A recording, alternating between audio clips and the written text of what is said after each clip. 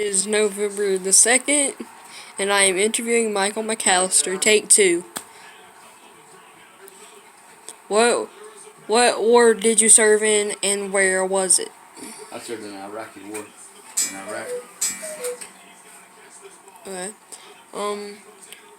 What was the dates? The dates was I'm kind of fuzzy on the dates, but I know it was from March 2004 till September 2004, and then the second time it was 2005 to 2006, and then again from 2009 to 2010. Okay.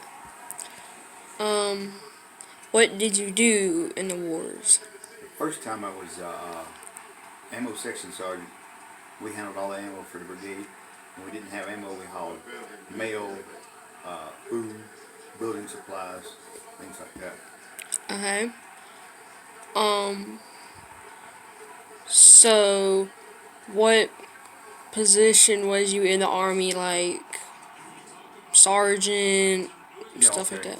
I was the first time I went over, I was the E6 staff sergeant. The second time I went over, I was still a staff sergeant. The third time I went, I was sergeant first class.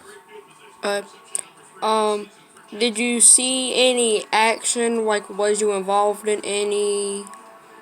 I really didn't have a combat role, so to speak. I was more in support and maintenance and that realm of things. And when we wasn't providing maintenance support, we provided supply support and went and recovered vehicles if like they was out on a mission and got hit or something. Did you see any? As far as action goes, no, I never was involved in really any what you call immediate action. Um, I was in a convoy one night that we got hit. I was supposed to be in the lead vehicle, but I wound up in the rear of the convoy because there were some higher ranking officials or sergeants came in and they wanted to take the lead. And as soon as we crossed the bridge, they got hit. When they got hit, the convoy just turned around in place, and then we had to lead the convoy to take them back. Their vehicle got destroyed, so we had to take them and their vehicle back to the base. And then we led that convoy to where we were supposed to go to start with. That was about nerve-wracking there, but Okay. What do you know about the area of Iraq? well, I know that it has a biblical significance. It was part of the Babylonian Empire. Um, Supposedly, in that area is where the Garden of Eden kind of was, between the Tigris and the Euphrates River. So it has a lot of history to it. It's a flat ground, basically, dusty. And when you have the wind seasons, we have the dust storms and stuff. Now that's pretty remarkable there. Okay. Would you ever recommend anyone to go there? Oh yeah, yeah. I wouldn't mind going back someday myself as a tourist to see where how much what got more has been improved. Because when we got there, they were like it was just to me it was like walking in biblical times. But the time we left 2010, I done seen highways that look like dirt roads turned into four lane paved highways with structures built in modern buildings and old buildings tore down. So they've come a long way from when we were there early on. No. Would you ever recommend anyone being in the army? Oh, definitely.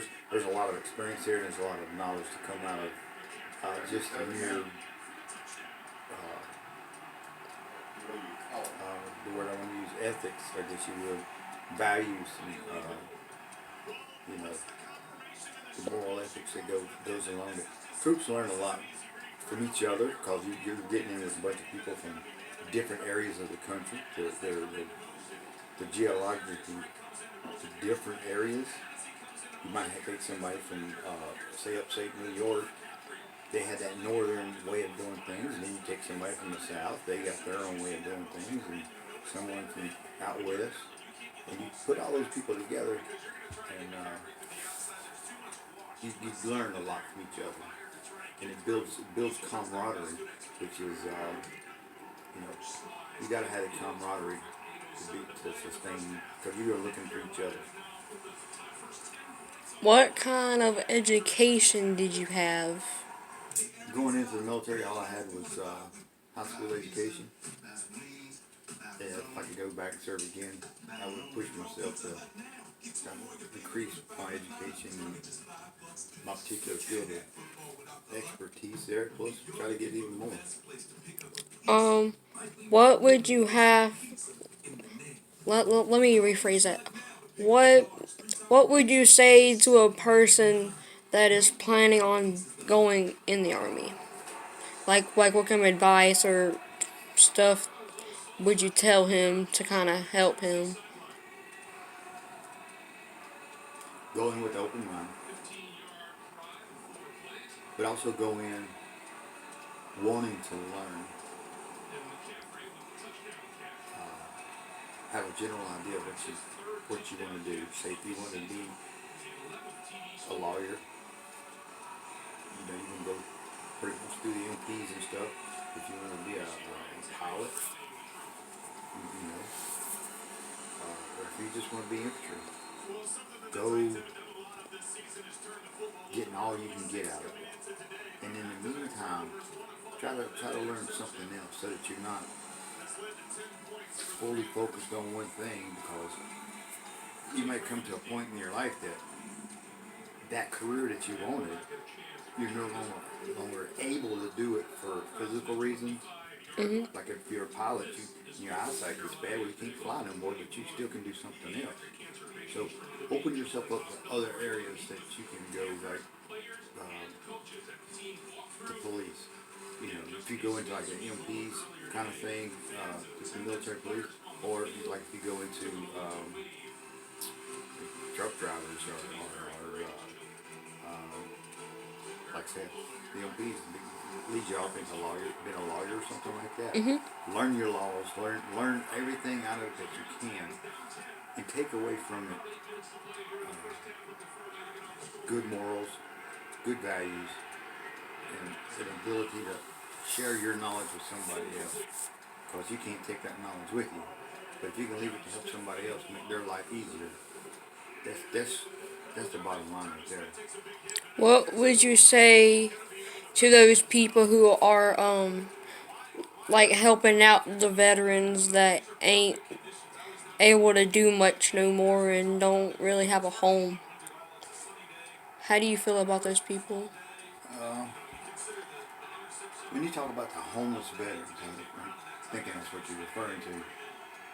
Some people have that choice. They have the choice to be homeless or not. I drive a truck now, and I know where there's a guy at.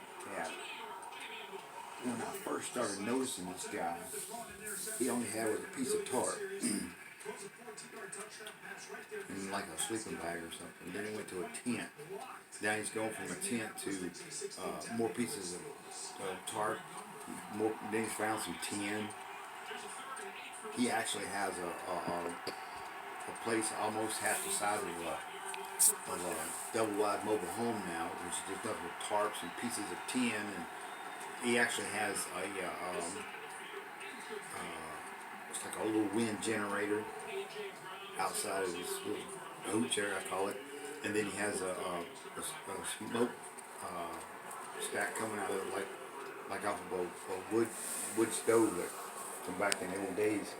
So he's got heat, he's got electricity from homelessness. So How? so what I'm saying is, some of these veterans are homeless because they want to be,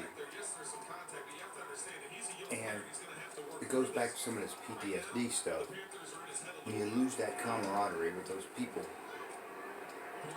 like when we came back home, I was in the reserve, so naturally everybody comes from different places. So you come home, everybody goes to their own place, You might have somebody from Texas, which we did, some from New York, some from West Virginia, some from Kentucky, Tennessee, and then of course we lived in North Carolina.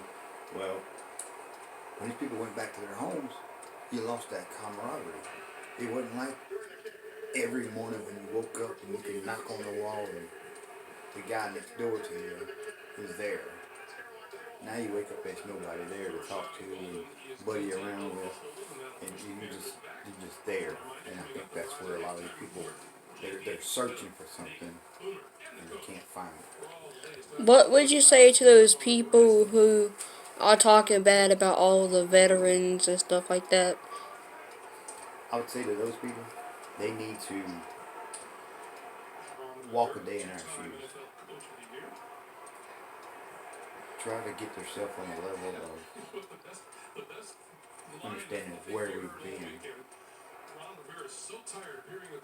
things that we have solved, things that we've done without, like the illegal immigrant issue right now. You got illegal immigrants that they're bringing across come across the border, and they put them up in a place that the housing for them is better there than it is for a troop on the ground in a foreign country with nothing but a sleeping bag. So, you know, to talk bad about the veterans and things that they've done, yeah, there's horrific things that happen. And that's just real. That's where the moral values come into play.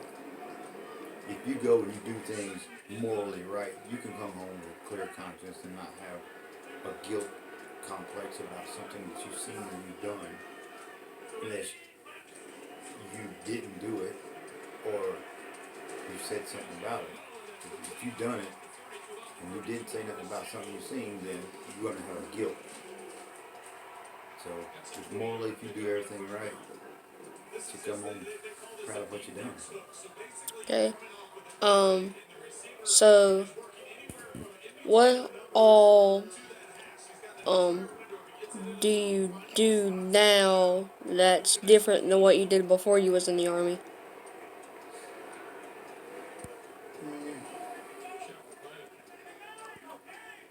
I really don't see anything different. I think about a lot of things. I remember things that have happened, and I refer to them. A lot of times I'll have be going down the road, and the scenery might look the same as the scenery did over there. And it just takes me back to a day when me and a group of guys might have been laughing about something, or it might have been something at the chow hall, or been on a convoy taking troops or supplies somewhere. Um, what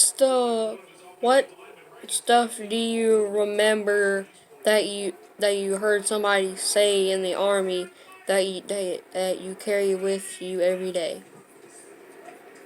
Um,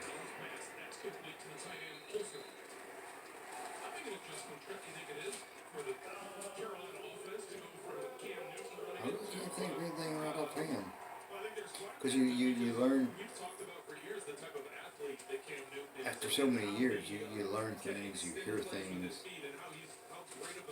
and when you start living by those things, you kind of forget where you heard them or learned them. So, for me to say one thing that I learned or heard that I carry with me every day, I really can't say that there's any one thing that I carry with me. Just it goes back to moral values, you know, things that you can't really be taught. You have to learn them.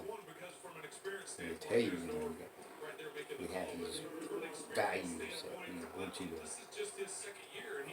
strive to maintain, but until you actually start living them, and sometimes there's things you don't learn until, or realize you learned it years later, then you're like, well, where did I learn this at? So it's hard to answer that one. Okay. What made you decide to go into the military? Well, I got in a little bit of trouble when I was younger, and it was kind of a plea bargain deal. I could go serve. And a friend of mine was in the Guard, and he said that, to join the military, and the recruiter went and talked to people, and they got me out of trouble to join, so I went ahead and joined and get out of trouble, but you can't do that no more. Mm. Did you enjoy your time doing this? Yeah. I wish I could go back again. I never wanted to get out, but after my years, they thought it was time to retire me out. And the last question would have to be, um, how many people in our family has been in the military so far? Well, um, my dad, let's see, one, two, let's see, when you start counting uncles, so he had, let's see, his dad, let's see, Milton, Uncle Presley, and Uncle Junior, Alan, Richard,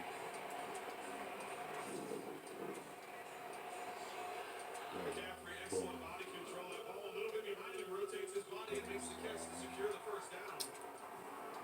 Jim, Ashley, Wade, Cole, Jared,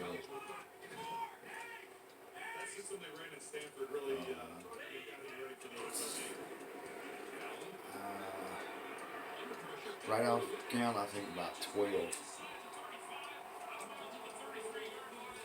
About 12 people. That's uncles, nephews, and my own kids. Okay. And that would